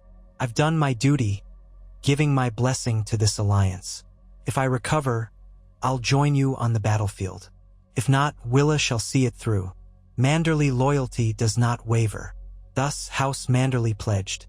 Over the subsequent week, White Harbor brimmed with activity. The watchers on the city walls marveled at the sight of wildlings mixing with local soldiers, helping load casks of provisions onto ships, or mending harnesses for horses. Jon, Tormund, and Lady Wylla pored over maps, discussing how best to approach Winterfell. They considered a combined strike. Some forces traveling by land while others sailed around to the White Knife's upper tributaries, landing near a vantage point to cut off any Bolton reinforcements. Communication would be crucial. Ravens would have to fly daily. Melisandre took little part in these mundane preparations. She roamed the city's narrower streets, letting the citizens see her. Some gawked at her red robes. Children ran after her, pointing at the sword on her hip. A handful of beggars tugged at her sleeves, asking for blessings or cures. She laid her hands upon them, murmuring prayers to Lawler. A few found solace. Others simply shuffled away, unimpressed. Yet the whispers spread quickly. The Red Woman was here, and she bore a blade of living flame. The city's mood was one of mingled fear and fervor. War was coming, another war in a realm tired of war. But if this truly was the champion of an old prophecy, perhaps they had some chance of weathering the oncoming storm. Each night, Melisandre retired to a deserted watchtower overlooking the harbor. She lit a brazier of coals and set Lightbringer across her knees, chanting until the visions came. Sometimes she saw nothing but swirling embers. Other times, she glimpsed the shape of a monstrous giant, half-rotted, lumbering across a field of snow. Or she saw a swirl of ravens in a black sky, circling over a weirwood tree whose red leaves dripped blood. Once, she saw something that made her gasp. A fleeting vision of a young girl's face, hair the color of auburn leaves, her skin ghostly pale. The girl stood in a crypt lit by flickering torches, and behind her loomed ancient statues. Melisandre did not know who it was, only that the girl's eyes shone with quiet, solemn knowledge. Then the flames shifted, and the vision was gone. She stored it away with the others, uncertain of its meaning. As a fresh snowfall blanketed White Harbor, Lady Willa declared the forces ready. Manderly knights, foot soldiers, and a handful of ships crewed by grizzled sailors stood prepared to embark. Jon and Tormund would split their forces. Part of the wildlings would sail upriver, while Jon led another segment overland, aiming to draw the Bolton's main strength out. They had no illusions this would be a quick or bloodless campaign, but the plan hinged on surprise and the support of any other houses they could sway along the way. Before dawn on the day of departure, Melisandre accompanied Jon to the docks, where Tormund oversaw the boarding of wildlings who had never set foot on a proper ship before. The morning air was as sharp as broken glass, the sea lapping at the quay with frigid waves. Ships creaked at anchor, rigging rattling in the wind. "This is madness," Tormund muttered, though a wide grin split his face. "Wildlings on ships might as well teach bears to dance." "Better than marching for weeks more across frozen roads," Jon said. "We'll need you to land near Ramsgate or the Stony Shore. Then you can move inland. Hopefully we can coordinate with ravens." Tormund scratched his beard. "Ravens? Bah, if I see a chance to kill some Boltons, I'll take it. That's our coordination." Melisandre stood with Lightbringer drawn, letting the dawn's first light catch the blade. One by one, wildlings filing onto the ship stared, some crossing themselves in old gestures meant to ward off evil. Whether they feared her or revered her, she could not say. Finally, Tormund spat over the side of the quay and climbed the ramp onto the lead ship. Jon turned to Melisandre. "You'll ride with me," he said. "We'll go by the King's Road. The Manderleys will supply us with a detachment of knights." She nodded, feeling the pulse of the sword beneath her hand. "Yes, the road to Winterfell awaits."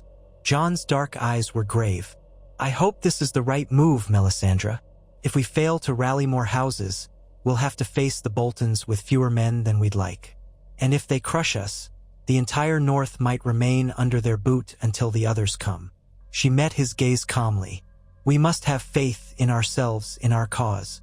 In the flames, I see only one path. We move forward, or we die." With that, they left Tormund and his contingent to the ships, turning their mounts back toward the city gates.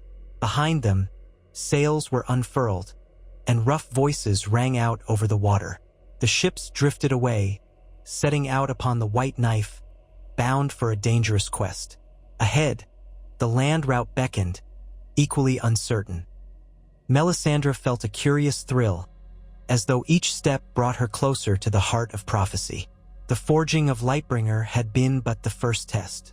Now came the forging of alliances, the forging of an army, and ultimately the forging of destiny itself. They rode out with 200 Manderly knights, 500 foot soldiers, and a mix of black brothers and wildlings who had refused to sail. The column stretched along the King's Road, winding through sparse woods and snow-laden fields. Winter's breath was everywhere, a bitter, constant reminder of what they faced. At the vanguard, Melisandre rode beside Jon Snow and Lady Willa, who insisted on marching with them rather than remain safely behind. She was young, determined, and shrewd, a quality Melisandre approved of. If the North was to be saved, it needed rulers who understood both fear and resolve. Conversation was minimal as they made their way inland, for the cold sapped voices. Icicles clung to branches overhead. The horses snorted clouds of steam, hooves crunching in the drifts. Melisandre breathed in the crisp air, feeling the chill on her cheeks, yet still her body remained strangely warm, as though a furnace glowed within. She glanced down at Lightbringer, harnessed at her side. The sword's presence was like a heartbeat in her hand. Sometimes she thought she could hear it hum, a quiet note at the edge of hearing. On the 5th day of their trek, they came upon a small holdfast flying the banner of House Cerwyn, a black battle-axe on silver. The gates were barred, the walls lightly manned. Jon recalled that Lord Cerwyn had died in Ramsay Bolton's dungeons, leaving a boy of tender years as heir. They made camp outside the walls, sending envoys to parley. Lady Willa led the negotiations with measured courtesy, offering an alliance if the Cerwyns would rise against the Boltons. Melisandre sensed fear behind those walls. Half-starved peasants peered through the arrow slits. The Cerwyn men had no love for the Boltons, but they lacked the strength to rebel alone. It took 2 days of tense discussion, but in the end, the Cerwyn castellan yielded. He allowed a portion of their garrison to join Jon's force, unwilling to let the Boltons suspect their loyalty if they sent everyone. Melisandre stood in the courtyard when the gates opened, watchful as a handful of battle-axe-bearing soldiers marched out to join them. It was a meager addition, but it was something. Word spread that the Cerwyns supported the anti-Bolton cause, giving a spark of hope to neighboring lands. More ravens were sent, more messages delivered. Still, each day brought them closer to Winterfell, and rumors abounded. Whispers said Ramsay Bolton had mustered a large force of his own, swollen by Karstark men and sellswords. Others claimed the Umbers were in league with him, having turned over a Stark child as hostage. Melisandre observed Jon's face darken when he heard that rumor. Perhaps he thought of his half-siblings, uncertain if one had indeed fallen into Bolton hands. She offered him no comfort with false words. She had seen no clear vision of that child in the flames, so it remained a mystery. Finally, they reached the outskirts of Winterfell's domain. Snow-caked forests gave way to open plains broken by low hills. Scouts reported Bolton outriders prowling the area, watching their movements. Jon called a war council in a small copse of pines, overshadowed by the ancient weirwood that stood at its center, bark as white as bone, face carved and red with sap. Lady Willa, her knights, and the Cerwyn castellan gathered with Jon, while Melisandre kept a bit apart, though she listened intently. "We can't storm Winterfell outright," Jon said, glancing around the circle. "The walls are thick, and they have enough archers to decimate us. We need to lure them out or find allies within. The Manderley fleet may draw some Bolton forces away if they land west of here," Lady Willa offered. "But we've yet to receive word from Tormund's Landing." "Ravens could have been lost in the storm," the Cerwyn man said. Jon ground his teeth. "We either wait for Tormund or risk an attack alone. Neither option is ideal. Each day we linger, we lose the element of surprise. Ramsay might decide to strike us first." Melisandre spoke then, quietly but firmly. "I have seen glimpses in the flames, images of a great battle, blood staining the snow before Winterfell's walls. The sun was low, as if time were short. Tormund was among the fighters, I think, though I could not see his face clearly. If the vision holds, he will come." "Visions," the Cerwyn castellan muttered, uncertain. Jon nodded slowly. "We'll trust that Tormund will appear. In the meantime, we'll set a fortified camp. If the Boltons come for us, we'll meet them on ground of our choosing. Their men will not relish a field battle, especially if they know the Manderleys stand with us." That evening, they made camp near a low ridge that would provide some defensive advantage, pitching tents in the snow, sending out scouts on all sides. Melisandre walked among the men, offering what comfort she could. She kept her sword sheathed for now, Its glow drew too much attention in the darkness. But a quiet hush fell wherever she passed, as if the men sensed a crackle of power around her. She paused often to stoke braziers, chanting soft prayers, telling them the Lord of Light's fire would keep them safe. Some of the more devout among her own followers, remnants of Stannis's men, joined her in a twilight ceremony, raising their hands to the sky. The wild flicker of the flames lit their faces, turning the swirling snow red as embers. When Melisandre finished, she withdrew to a tent she shared only with her own thoughts. She knelt by a small iron brazier, feeding it with kindling. Sparks flared, and soon a dancing flame rose. She closed her eyes, breathing in the heat, feeling it pulse through her limbs. Then she murmured an ancient incantation, letting her mind drift through the open door of consciousness. The swirl of color behind her eyelids coalesced into shapes. She saw Tormund's face, wind-burned and grinning, barking orders as he raced through swirling snow. She saw ships drawn up on a rocky shoreline, some half encased in ice. She glimpsed a battered keep, its gates splintered, though she could not tell which keep. Then the vision shifted in a dizzying swirl, showing her Ramsay Bolton's smirking face.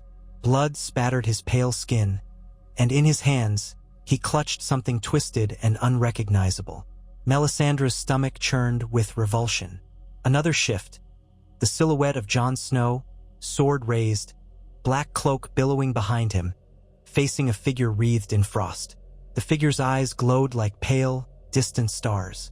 She gasped, reeling. The vision shattered. Her heart thundered in her chest. She pressed a hand to her temple, steadying herself. The images felt closer now, more urgent. The final confrontation was rushing toward them, unstoppable as the turning of seasons. First, they had to end the Boltons. That truth blazed in her mind like a brand. The Boltons must fall, or all would be lost to the cold. She forced herself to breathe slowly, letting the last vestiges of the vision fade. Another day, maybe two, and Tormund might arrive. Then the trap would close around Winterfell. She hoped it would. Prophecy was a labyrinth. Even she could not know for certain how many turns lay ahead. At dawn, horns sounded across the snowy plain. Groggy men stumbled from their tents, seizing spears, swords, and axes. Melisandre emerged, Lightbringer at her side. Jon Snow was already striding toward the ridge, Lady Willa on his left, the Cerwyn Castellan on his right. In the distance, they saw the shape of an army approaching, a dark mass moving across the whitened fields. The banners were unclear at first, but as they drew closer, the snarling flayed man of House Bolton became visible, red on pink. More than that, there seemed to be other banners among them. The black Karstark sunburst, the white cross of the Umbers. A grim hush fell over Jon's men. The Boltons had come in force. "They're too many," Lady Willa said, voice taut. Jon stared across the fields. "They're not attacking yet," he said, pointing. The Bolton force halted at a distance, forming ranks. A single rider trotted forward, a white banner clutched in his hands. "They want parley," the Cerwyn Castellan said. Jon's face set like stone. "Ramsay may want to gloat, or give us terms that we can't accept." Melisandre stepped forward. "Then let him come. Perhaps we can glean his plan." They formed a small party of their own to meet the Bolton envoy midway between the two armies. Snow whipped around them, the wind slicing across the plain. Men on both sides watched, restless. Jon rode beside Lady Willa, the Cerwyn Castellan on her other flank, while Melisandre rode behind them.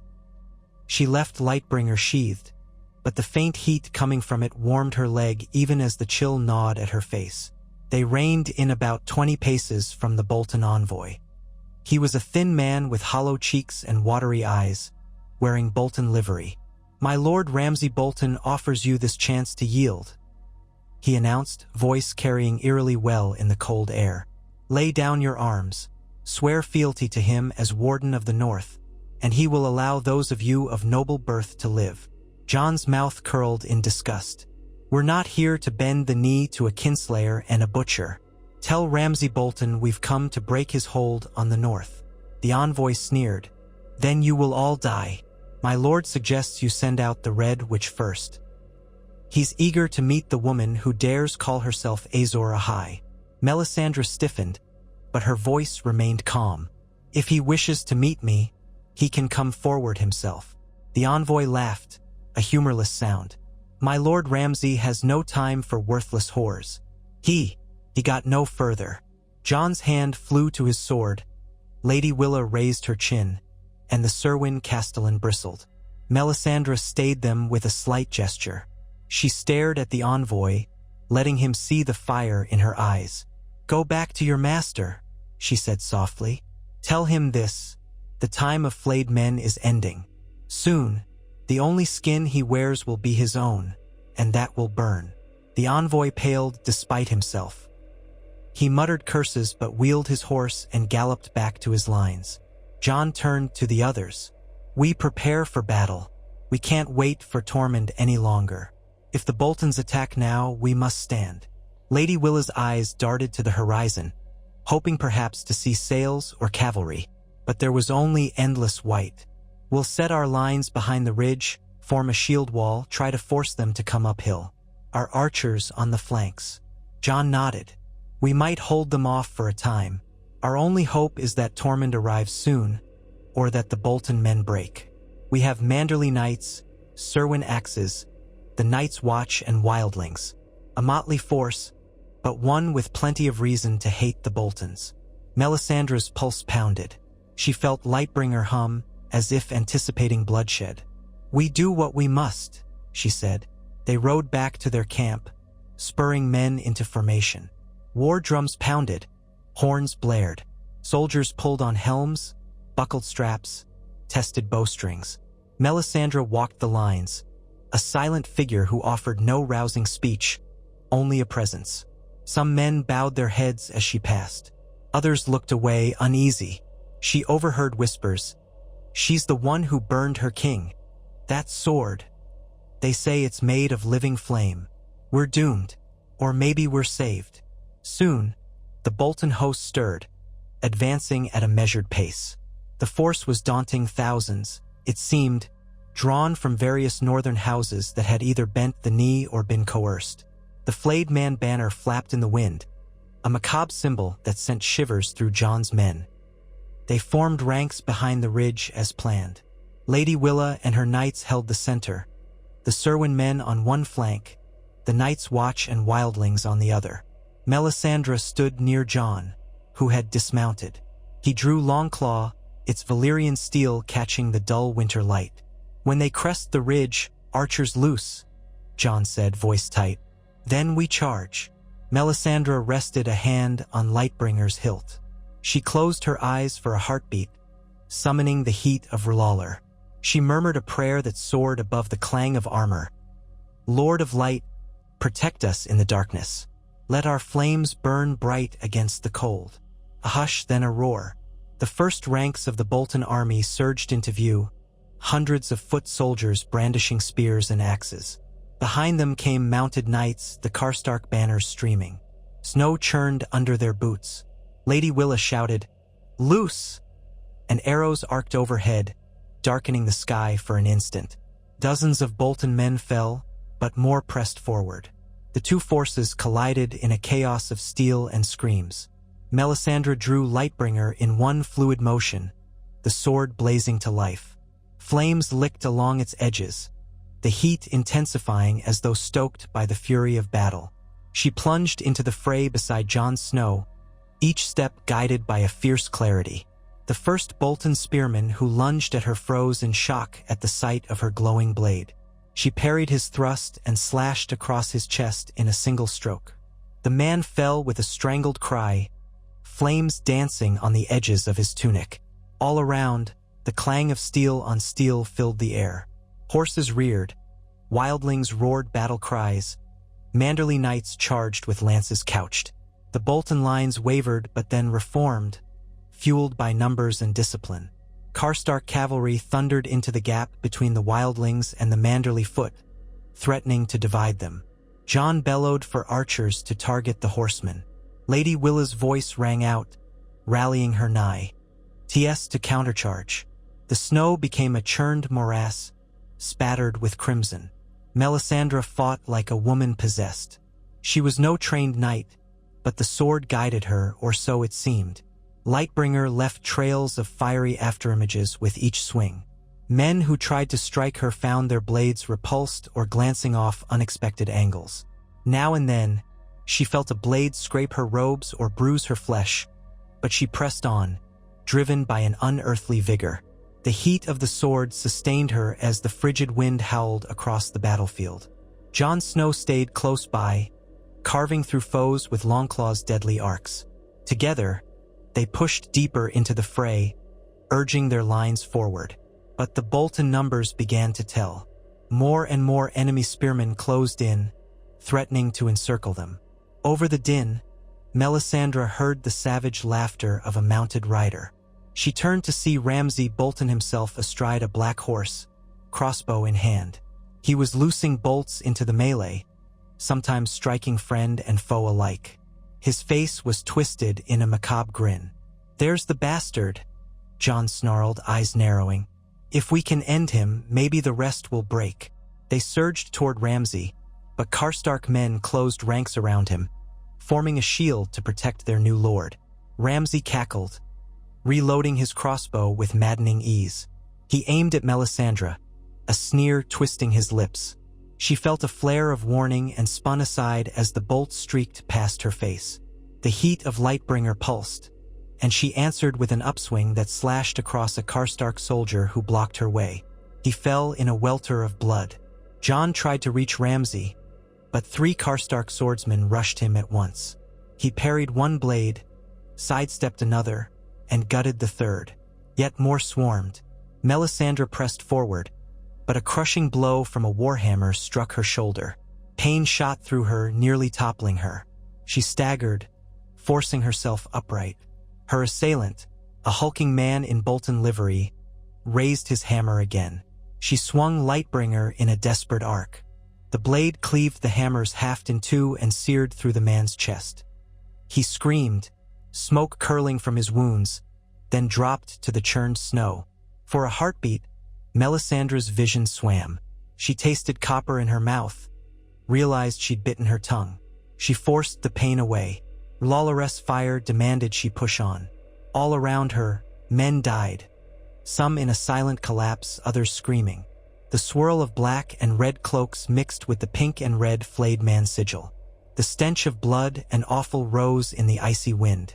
Suddenly, a horn blasted from afar, low and resonant. Heads turned. Melisandre's heart jumped. There, cresting a distant ridge, came another column. Banners whipped in the wind, manderly green, wildling patchwork. Leading the charge was Tormund Giantsbane on a massive horse, roaring like a beast. Behind him, lines of men rushed forward, flanking the battlefield. The Bolton rearguard scattered in confusion. Ramsay's sneer vanished.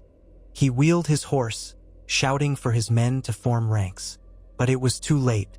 Tormund's force crashed into the unprotected flank, driving steel into unsuspecting backs. The momentum shifted in a single thunderous moment. Melisandre felt a surge of elation, the swirling flame within her flaring brighter. She rallied those near her, pointing Lightbringer at the panicked Bolton men. "Now!" she cried, voice carrying across the field. "For the living!" A ragged cheer answered.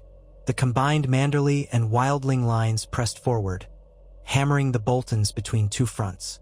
Men flung down their weapons, attempting to flee. Ramsay's face twisted in rage as he saw his carefully marshaled lines dissolve. He fired another crossbow bolt, striking some hapless soldier, then spurred his horse away. Jon tried to pursue, but a wave of Karstarks blocked him, sacrificing themselves to cover Ramsay's escape. The carnage spread. Some Bolton men, trapped, fought to the death. Others surrendered, dropping to their knees.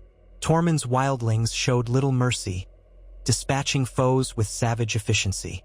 Melisandre found herself in the thick of it, the flames of her sword shining through the snowy gloom. She parried a thrust, delivered a killing blow. A man lunged at her from behind, only to be struck down by a Serwyn axeman. The battlefield was chaos incarnate. By the time the sun was past its zenith, the Boltons had broken. Ramsay fled with a small retinue, galloping north toward Winterfell. The field lay strewn with corpses, the snow trampled and stained. Jon's forces, though bloodied, stood triumphant. Melisandre, chest-heaving, lowered Lightbringer. The sword's radiance still flickered, but she felt exhaustion weigh on her limbs.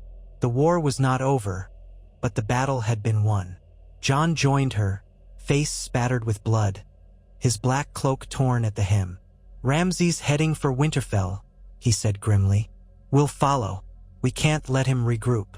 Already, Tormund was mustering men, urging them onward. Melisandre lifted her gaze to the distant silhouette of Winterfell's towers, barely visible through the haze. Flames danced in her eyes. "Yes," she murmured. "One last push to free the north of its flayed man. Then, the true war awaits." She cast her gaze across the field. The crows had begun to gather, black specks in the whiteness, feasting on the dead. The living shivered in the cold. This was war. Ugly, necessary, steeped in blood.